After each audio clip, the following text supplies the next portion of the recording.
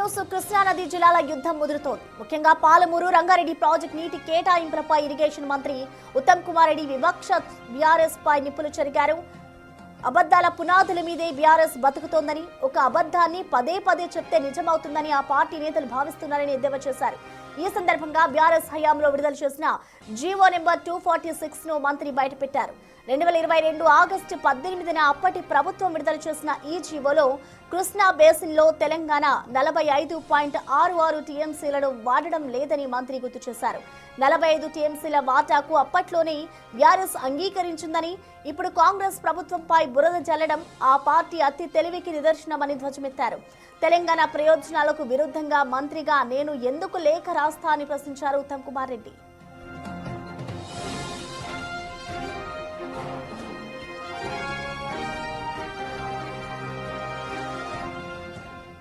సిడబ్ల్యూసీకి రాసిన లేఖలోని ఒక పారాగ్రాఫ్ ను బీఆర్ఎస్ నేతలు అవుట్ ఆఫ్ కాంటెక్స్ట్ గా వాడుతున్నారన్నారు ఉత్తమ్ కుమార్ రెడ్డి.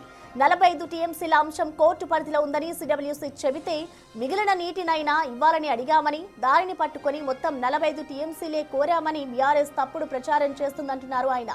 అసలు 45 టీఎంసీల చర్చను తెరపైకి తెచ్చింది బీఆర్ఎస్ నేతలే అంటూ మంత్రి ఆగ్రహం వ్యక్తం చేశారు. అంతేకాదు, మేడిగడ్డ పునర్నిర్మాణ పనులకు డెడ్ లైన్ విధించామని, పనులు వేగంగా పూర్తి చేస్తామన్నారు. అతి తెలివితో ప్రజలను తప్పుదోవ పట్టించకుండా వాస్తవాలు తెలుసుకోవాలని విపక్ష నేతలకు సూచించారు ఉత్తమ్ కుమార్ రెడ్డి.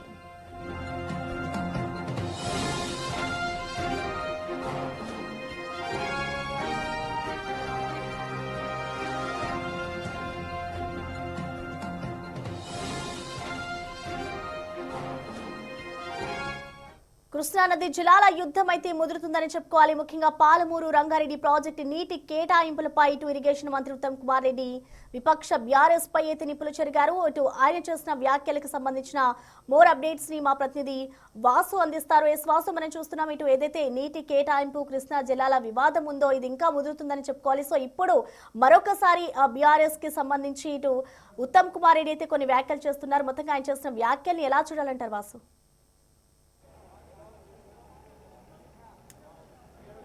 ఏదైతే బీఆర్ఎస్ పార్టీ కృష్ణా నీళ్లకు సంబంధించిన వాటాల విషయంలో చేస్తున్న రాజకీయానికి సంబంధించి కూడా ఉత్తమ్ కుమార్ రెడ్డి చిట్చాట్ చేయడం జరిగింది. అంటే ప్రతి గోబెల్ ప్రచారం చేస్తూ ఉన్నారు. ప్రతిదీ కూడా పదే మాట్లాడితే అది నిజమైపోతుందా అన్న వ్యాఖ్యలు కూడా చేస్తున్నారు. హరీష్ రావు చేసేటువంటి వ్యాఖ్యలకు సంబంధించి ఆయన చిట్చాట్ చేస్తూ కూడా మాట్లాడడం జరిగింది. అయితే ఇటీవల కాలంలో ఏదైతే కృష్ణా నీటి వాటాల విషయంలో పాలమూరు రంగారెడ్డి ఎత్తిపోతల పథకానికి సంబంధించి 45 టీఎంసీల వివాదం ఏదైతే ఉందో దానికి గతంలో 2022లోనే బీఆర్ఎస్ ప్రభుత్వం ఇచ్చినటువంటి జీవోను ప్రభుత్వం బయటపెట్టింది.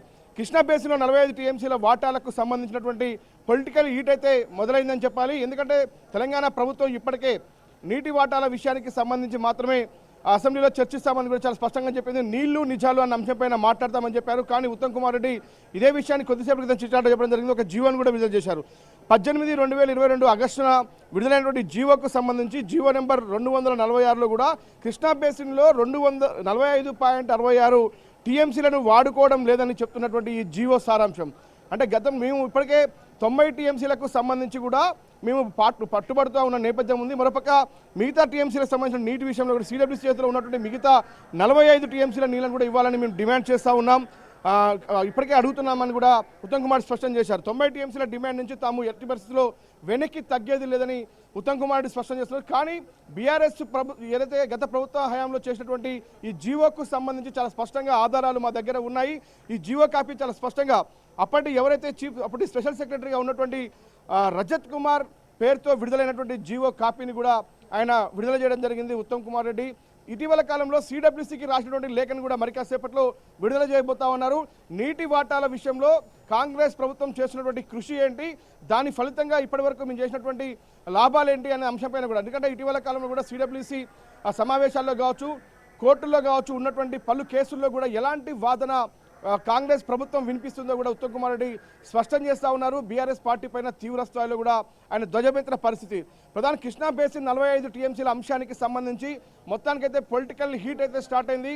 ఒక పక్కన బీఆర్ఎస్ పార్టీ నీటి వాటాల విషయంలో కూడా కాంగ్రెస్ పార్టీని ఇరుకుపెట్టాలని ప్రయత్నాలు సాగిస్తూ ఉంటే, అధికార కాంగ్రెస్ పార్టీ మాత్రం బీఆర్ఎస్ చేస్తున్నటువంటి రాజకీయాలకు సంబంధించి గతంలో ఏదైతే కృష్ణా నీటి వాటాల విషయంలో కేసీఆర్ చేసినటువంటి సంతకాల విషయంలో కావచ్చు, రీసెంట్గా 246 జీవో 45.66 టీఎంసీలు వాడుకోవడం లేదని చెప్తున్నటువంటి జీవో ఏదైతే ఉందో దాన్ని ప్రజల ముందుకు తీసుకొచ్చేందుకు ప్రభుత్వం అయితే సిద్ధమైంది. ప్రస్తుతం ఆ జీవో కాపీని మనం చూస్తూ ఉన్నాం. ఇది గత బీఆర్ఎస్ ప్రభుత్వంలోనే విడుదల చేసినట్టుగా ఉత్తమ్ కుమార్ రెడ్డి ఆయన బయటపెట్టడం జరిగింది. ఇక మిగతా సిడబ్ల్యూసీకి రాసినటువంటి లేఖలతో పాటు మరికొన్ని లేఖల్ని కూడా ఈ రోజు రేపు కూడా బయట పెడతామని చెప్తా ఉన్నారు. రేపు 1వ తారీఖున జనవరి 1న కూడా ప్రజాభవన్లో కూడా ఎమ్మెల్యేలకు, ఎమ్మెల్సీలకు, మంత్రులకు కూడా ఇదే విషయానికి సంబంధించి కూడా దిశానిర్దేశం చేయబోతా ఉన్నారు.